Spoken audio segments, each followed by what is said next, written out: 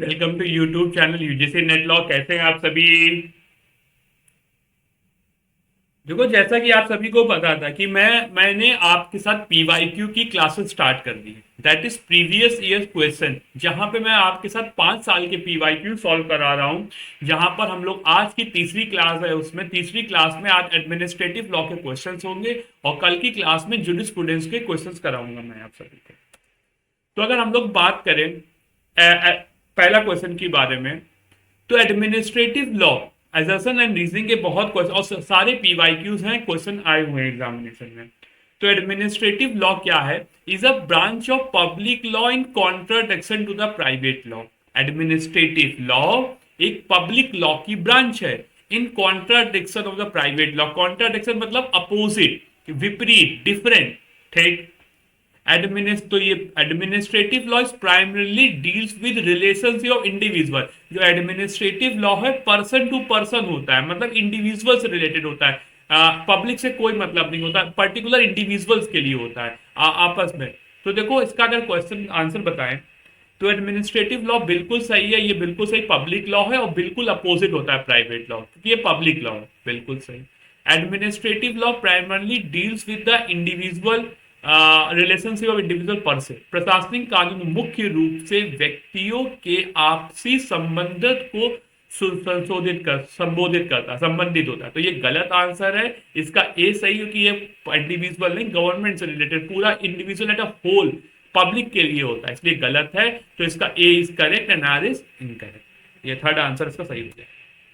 तो administrative law एक branch of public law है because it govern the relationship between individual and government in person, और government authorities में जो relation है उसको गवर्न करता है, नॉट बिटवीन प्राइवेट पर्सन। तो प्राइवेट पर्सन से इसे कोई मतलब नहीं है। ठीक है। Administrative law primarily deals with relationship of individual. ठीक है, रॉन्गली कह रहा है। ये करेक्ट, ये कोई कैरेक्टरिस्टिक प्राइवेट लॉ की, जैसे कॉन्ट्रैक्ट हो गया, जो एक पर्सन टू मतलब एक पर्सन के लिए होता है, such as contract on. Administrative law focus in how government body, किस तरीके से गवर्नमेंट बॉडी सिटीजन के द्वारा इंटरेक्ट कर रही है, रेगुलेट कर रहे हैं उनके राइट्स को, परफॉर्म कर रहा है public duty. It is not about individual to individual relation. ये इंडिविजुअल टू इंडिविजुअल रिलेशन को बात नहीं करता है, जो कि प्राइवेट लॉ में है, इसलिए। ठीक है, इसी तरीके से इसका हिंदी पे देख सकते हैं। अगर हिंदी में भी आपको चाहिए तो आप कमेंट बता दीजिएगा, मैं हिंदी में भी बता दूंगा। अगला कहता है, second point, from functional point of view and administrative tribunal. जो हमारी एडमिनिस्ट्रेटिव मैंने बताया अभी था, अगर आप ज्यादा बड्डा पे आपने गए होगे तो वहां मैंने एडमिनिस्ट्रेटिव ट्रिब्यूनल भी बताया था।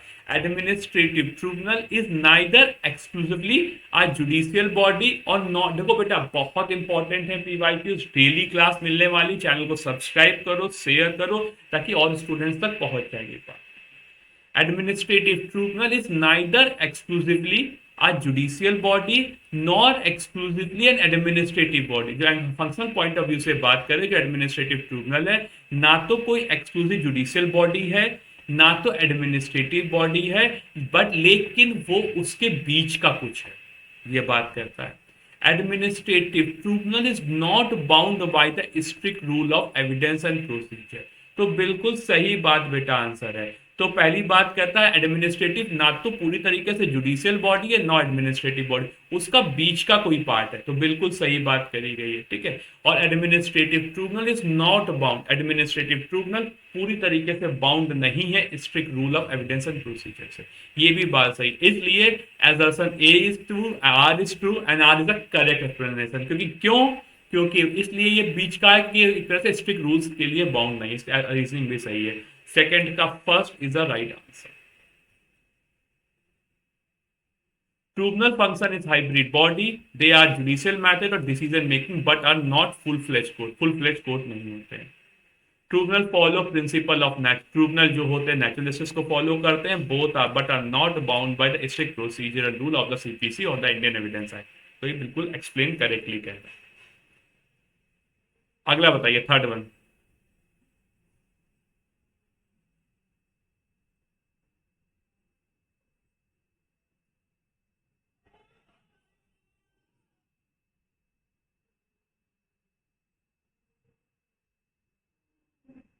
देखिए, अगला बात करता है सुप्रीम कोर्ट और high court in exercise of the power of judicial review. Judicial review बेटा क्या होता है? चेक करना कि प्रॉपर फंक्शनिंग, प्रॉपर आपने लॉ फॉलो किया, प्रॉपर प्रोसीजर फॉलो किया कि नहीं किया। Can declare a law pass by the parliament और state legislation invalid. Supreme court और हाई कोर्ट जुडिशियल पावर का एक्सरसाइज करते करते क्या जो जो पार्लियामेंट ने स्टेट लेजिस्लेशन जो पास किया है और इनवैलिड कर सकते हैं ऑन द ग्राउंड। पहला, it is not within a competence of the legislature. जिस लेजिस्लेचर ने लॉ बनाया उसकी कॉम्पिटेंसी में ही नहीं है। It is not in the contravention of the fundamental right stipulated in part third और एनी। ये जो फंडामेंटल राइट है उसके संबंधित नहीं, उसको उल्लंघन करने वाला है। ठीक?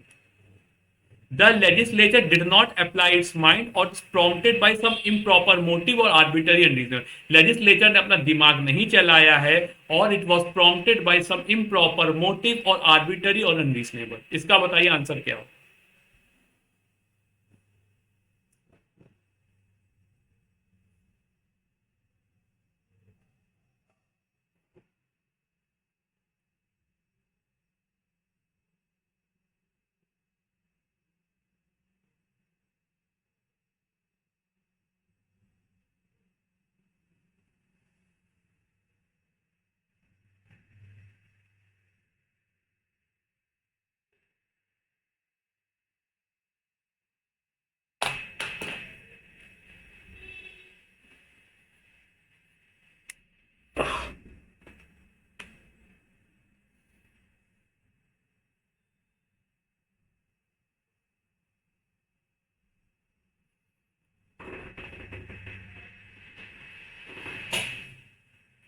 थर्ड का two, that is A and B. A and B की बात करता है। It is not with the competence of legislature pass the law, it is in contravention of the fundamental right stipulated in part third. तो बिल्कुल सही बात करी गई है। It is not with the competence, legislature के कॉम्पिटेंसी में नहीं है, तब भी उसने जो उसके पास पावर ही नहीं, लेकिन उसने बना दिया। और उसने जो लॉ बनाया फंडामेंटल राइट का वायलेशन इन दोनों पे हो सकता है।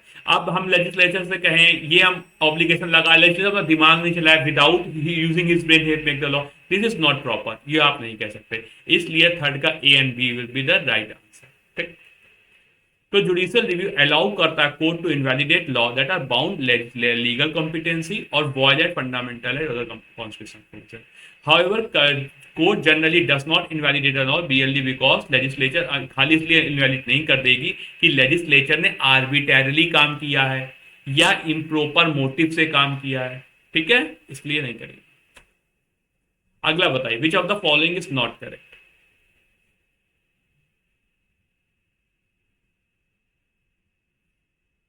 फोर्थ वन बताइए बेटा। Judicial review is not correct. उसमें से कौन सा करेक्ट नहीं है, याद रख। Judicial review tend to alleviate the judiciary to the rank of the super. Judicial review ने क्या किया, जुडिशरी को सुपर लेजिस्लेचर की कंडीशन में बना दिया कि जो चाहे वो कर दे, बिल्कुल मनमाहा काम करते। The scope of judicial review is limited as it emphasizes the procedure stabilized by the other than due process of the law। जो जुडिशियल रिव्यू का स्कोप है वो इम्फेसाइज करता है कि प्रोसीजर लॉ के द्वारा स्टेबलाइज हो वही follow, rather than due process of law. Due process नहीं, जो लॉ के द्वारा प्रेस्क्राइब प्रोसीजर है वो follow. Judicial review is indispensable to the federal system of government. न्यायिक समीक्षा संघीय शासन प्रणाली के लिए अपरिहार्य है, मतलब बिल्कुल रिलेटेड है, इनडेंसिबल है, रिलेटेड है, चिपकी हुई है। Judicial review does not include judicial competence to the review executive enforcement. Judicial review ये नहीं चेक करता है कि जुडिशियल कॉम्पिटेंसी है कि नहीं है, एग्जीक्यूटिव इन्फोर्समेंट और जो आपके पास पावर है कि नहीं। न्यायिक समीक्षा में कार्यपालिका द्वारा विधायी अनियमितताओं के परिवर्तन की समीक्षा करने की न्यायिक क्षमता शामिल नहीं है। तो जुडिशियल रिव्यू के पास ये पावर नहीं है कि जुडिशियल कॉम्पिटेंसी चेक करे कि लेजिस्लेचर या कोर्ट के पास जुडिशियल कॉम्पिटेंस, जुडिशियल पावर है कि नहीं। ये चीज बात होती है। इसका आंसर बताइए क्या है?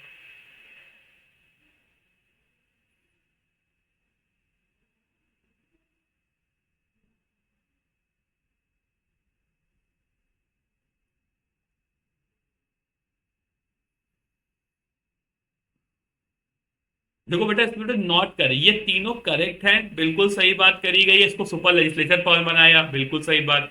इसने procedure stabilise by the law ज्यादा फोकस किया ड्यू प्रोसेस ऑफ लॉ।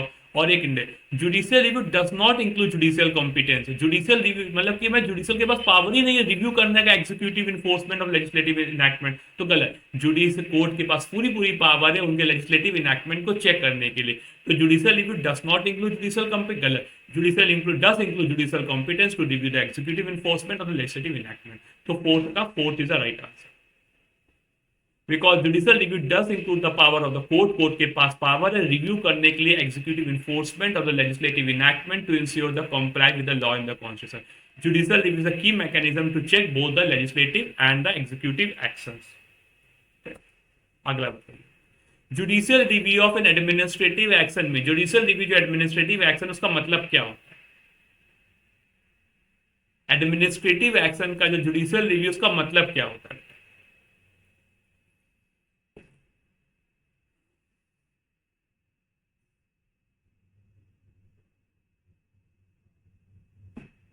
तो देखो बेटा सीधी सी बात है, इसमें पार्लियामेंट की तो जुडिशियल रिव्यू मतलब कोर्ट की पावर इंडिया में, तो पार्लियामेंट का रिव्यू नहीं होगा, गवर्नमेंट का नहीं होगा, लेजिस्लेटिव असेंबली का नहीं होगा, तो डायरेक्ट मतलब हो जाता है जुडिशियल रिव्यू का review by judiciary. Review judiciary means a court examine and decide whether the administrative action are lawful and constitutional. It is fundamental mechanism for ensuring the administrative authority do not act beyond the power. Power के beyond नहीं जाता। अगला बताइए, which of the following is correct?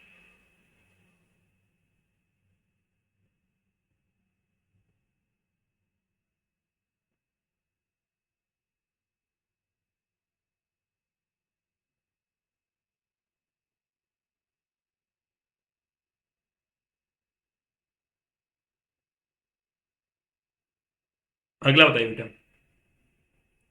सीधी सी बात कर रहा है administrative law is a branch of public law, इसमें से क्या सही है? And is a part of constitutional law, it can not control the constitutional law, ठीक है। Administrative law is a branch of private law, administrative law is a independent of the constitutional law, administrative law is neither the branch of public law not private law, but नीचे से start करते हैं। तो administrative law is neither the branch, पहले ही गलत, administrative law public law की ही branch नहीं है, गलत। एडमिनिस्ट्रेटिव लॉ कॉन्स्टिट्यूशनल लॉ से बिल्कुल इंडिपेंडेंस है, कोई डिपेंडेंसी नहीं है, गलत। Administrative law is a branch of private law, ये भी गलत। तो आंसर है administrative law is a branch of public law, बिल्कुल। और ये कॉन्स्टिट्यूशनल लॉ का ही पार्ट है, बिल्कुल। इट कैन नॉट कंट्रोल, बिल्कुल सही। तो इसका आंसर बेटा फर्स्ट हो जाएगा। तो एडमिनिस्ट्रेटिव लॉ पूरी तरीके से पब्लिक लॉ का ब्रांच है and is a part of constitutional law, it can not control the constitutional law, ये कॉन्स्टिट्यूशनल लॉ को कंट्रोल नहीं करता। So administrative law is a public law because it governs the relationship between individual and the state authority. ये power, duties and functioning और administrative authorities की बात करता है, ठीक, क्लियर। ये कॉन्स्टिट्यूशनल लॉ के सबऑर्डिनेट है क्योंकि एक तरह से उससे चीजें लेता है, उससे कॉपी करता है या उसके सबऑर्डिनेट रहता है। By which rate can the decision of the highest tribunal of the state can be revised? कौन सी ट्रिब्यूनल से जो हाईएस्ट ट्रिब्यूनल का डिसीजन है वो रिवाइज हो सकता है, उसको चेंज कर सकते हैं?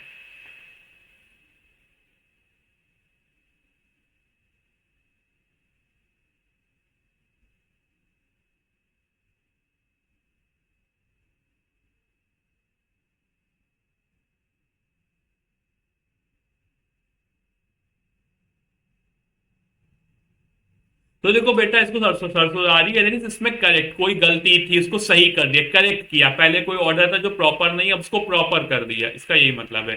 सरसोदारी is a writ issued by a higher court to quash the order और a decision of a lower court of tribunal. It is used to review the और रिव्यू, इट ये यूज करना है रिव्यू करने के लिए एंड करेक्ट करने के लिए error in the जुडिशन of legal mistakes, ठीक है। अगला statement 1 and statement 2।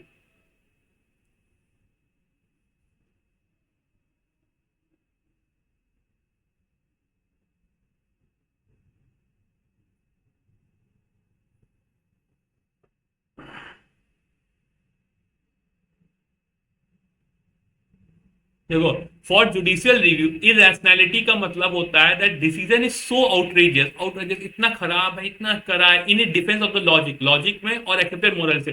There is no sensible person, कोई भी sensible person could arrive at, कोई भी सेंसिबल पर्सन उस डिसीजन पे अराइव नहीं हो सकता, ठीक। For the judicial review unreasonableness means either the fact do not warrant the conclusion, जो फैक्ट है वो कंक्लूजन पे नहीं पहुंचते रीच बाय द अथॉरिटी, और द डिसीजन इज पार्शियल और अनइक्वल इन इट्स ऑपरेशन। तो बिल्कुल सही बात। इरेशनैलिटी का मतलब होता है कि बिल्कुल अलग अपोजिट नहीं होना चाहिए, अनरीजनेबल का मतलब प्रॉपर रीजनेबलनेस होना चाहिए ना कि अनरीजनेबल हो। तो बिल्कुल सही बात है, बोथ स्टेटमेंट आर ट्रू। तो इरेशनैलिटी का मतलब है डिसीजन दैट ऑफन कॉल, इसको वेडनेसेबल अनरीजनेबल बोलते हैं। अनरीजनेबलनेस मतलब decision fact do not justify the conclusion और डिसीजन इज अनफेयर और बायस्ड। अगला 9th।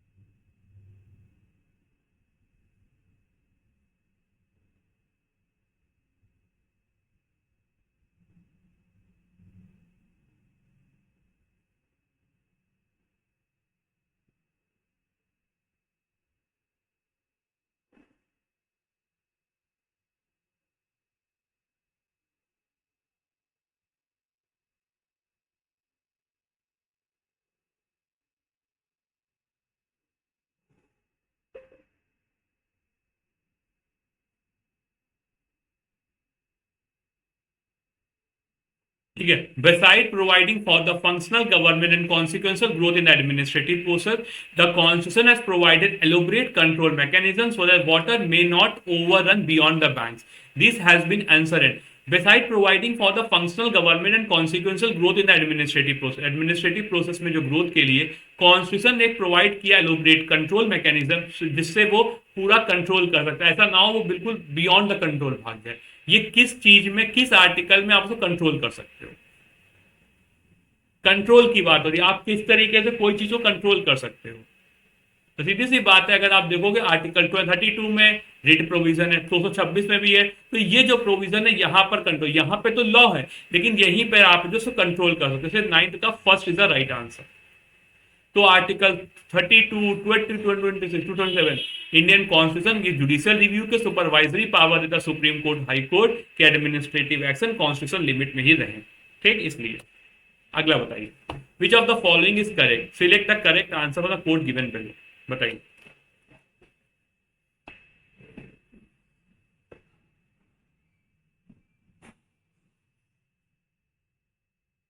क्या कह रहा है? Absolute discretion is a ruthless master. जो एब्सोल्यूट डिस्क्रिशन है, पूरी तरीके से डिस्क्रिशन है, वो एक रूथलेस मास्टर है, बिल्कुल अपने मन से जो करना है वो करना है। ठीक, when reasonable conduct of the government official is expected, the criteria of reasonableness is subjective and not objective. Every action of the executive must be informed with the excuse and should be arbitrary. Exercise of discretion is an inseparable part of sound administration. अब देखिए हमको correct निकालना है, तो सबसे पहले wrong निकालना is very easy. Every action of the executive enforcement must be informed with the excuse and should be arbitrary। मतलब जो भी एग्जीक्यूटिव गवर्नमेंट का एक्शन होगा वो एक तरह से आर्बिटरी होगा। तो ऐसा कैसे हो सकता है? तो गलत। Where reasonable conduct of the government officer the criteria of subject, जब एक गवर्नमेंट का जो रीजनेबल कंडक्ट है देखा जाएगा वो सब्जेक्टिव देखा जाएगा, ऑब्जेक्टिव नहीं, ये भी गलत। तो absolute discretion is a ruthless master, पूर्ण एक कर स्वामी है, तो ये सही है। Exercise of discretion is an inseparable part. Discretion का एक्सरसाइज बहुत इंपॉर्टेंट है, अगर डिस्क्रिशन नहीं दोगे तो प्रॉपर तरीके से फंक्शनिंग ही नहीं चल रही। तो ए एंड डी होना चाहिए, चेक करते हैं बेटा 10th का 4th। हाँ, स्टेटमेंट ए एम्फेसाइज करता है absolute discretion without check and balance, without check can be harsh and unjust. ये absolute discretion without check can be harsh. अगर मतलब इसका मतलब बेटा ये है, मुझे लग रहा था absolute discretion is a ruthless master. अगर आपने किसी को एब्सोल्यूट डिस्क्रिशन दे दिया तो वो रूथलेस हो जाएगा, जैसा चाहेगा मन, तो ये भी सही नहीं है। तो एक तरह से खाली कहा गया ये क्या है, तो एक रूथलेस मास्टर है, एक क्रकुर स्वामी, तो इसे नहीं देना चाहिए, इसकी बात है। ठीक है, statement D acknowledge discussion, sorry discussion बहुत जरूरी, बिल्कुल सही। Statement B is incorrect because reasonable is government is generally, जो रीजनेबलनेस है वो बेटा ऑब्जेक्टिवली होती है, सब्जेक्टिवली नहीं होती है। और इनकरेक्ट की बात करें, action should not be arbitrary, they must be unreasonable and justified. ये पूरा आपका क्लास हो गई है। कल अब इसी के बाद हम लोगों का नेक्स्ट टॉपिक दैट इज आप लोगों का मैंने करा दिया है कॉन्स्टिट्यूशनल जूरिस्प्रूडेंस। अब मैं आप सभी के साथ जो आऊंगा अगले दिन पब्लिक इंटरनेशनल लॉ। तो इस तरीके से फिर उसके बाद आइए चल के इस तरीके से एक एक टॉपिक हम लोग करते चलेंगे, फिर 200 टॉपिक हो जाएंगे, फिर से वन से स्टार्ट करेंगे, ताकि आपको कोई प्रॉब्लम ना हो सके। इसी तरीके से तैयारी करनी है, बस मेहनत करते रहिएगा और सेशन को शेयर करिए ताकि और बच्चों के पास फायदा मिले।